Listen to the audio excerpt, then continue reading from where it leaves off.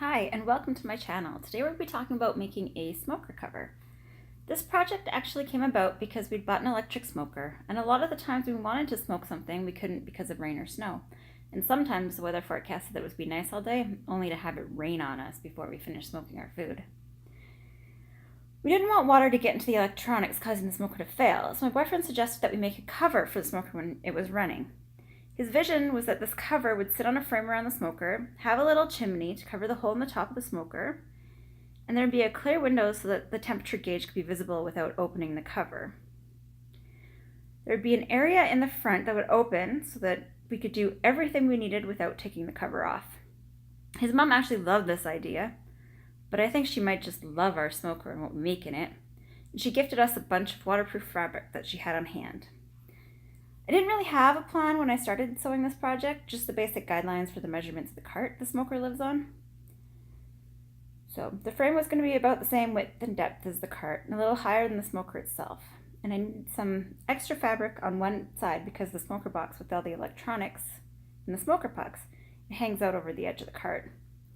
I should have sat down and figured it all out and drew it all out, but I didn't. I just started measuring the easiest side, which was the back.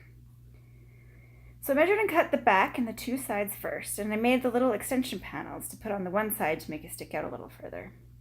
I did add a couple inches to each of these measurements when I marked and cut the fabric. I wanted space for a large seam allowance, and I wanted it to be a little bit roomy so that it would be easier to put on and take off the frame. Then I pinned the back and one of the sides together. Wrong, of course, because I am no good at sewing. Luckily, I caught that error and I pinned it properly before I sewed it.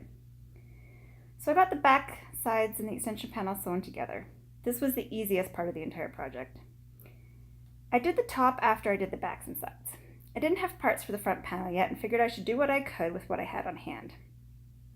I had to guess at where the chimney would be, as I wasn't sure exactly where the smoker would be sitting on the cart. And it probably wouldn't be exact anyways, because we have to move it around on the cart to store it, so it'll probably never be in the same spot twice. I made a hole through the top part, a little bit larger than it needed to be, and I made a circle of fabric with an elastic through it to connect to the duct reducer that we were going to use as a chimney. My boyfriend was very concerned about the fabric melting and starting on fire, where it was going to be touching the duct reducer, so we added another duct reducer of a different size to allow some space between the two metals, so that hopefully there wouldn't be as much heat touching the fabric. Once I had the three sides and the top of the smoker sewn together, I put the whole thing on top of the smoker to see how it fit. I also took a look at the length of the smoker cover, and I trimmed it down and stitched along the bottom to keep potential fraying in check. Something else I should have done before I sewed it all together. The side of the fabric that was more plastic stuck to my sewing machine, so it doesn't look very good because it's all over the place. The store I had gone to for supplies didn't have a zipper long enough for what I wanted, so I ended up buying a length of zipper tape and ends and making my own zipper. The hardest part of making the zipper was removing the zipper teeth from the tape so that I could put the zipper head and stoppers on. I screwed up the door a couple times. I didn't flip the fabric around properly and ended up cutting the door part out wrong, so I had to make a little patch for that. I had a lot of trouble sewing the zipper into the curve. I learned afterwards that you're supposed to put little cuts in the zipper tape so that it bends easier. Really would have been good to know that when I did that. There were gaps that I had to fill with more fabric and stitches around the zipper. I missed. It was my first attempt at sewing a zipper, and I did it on a curve. I really should have done it on something straight to begin with. I had no idea where the window for the temperature gauge was going to have to be, so I made a large window that takes up most of the top half of the door. I did have a lot of trouble with the vinyl sticking to my sewing machine, more so than the plasticky fabric, which I had found difficult to work with either. I ended up having to sandwich the vinyl between two layers of the fabric to get it to move along my sewing machine.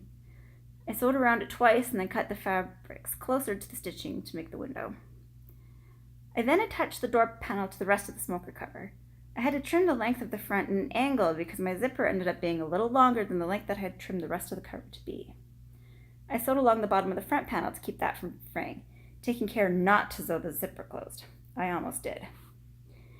We then tested the smoker cover.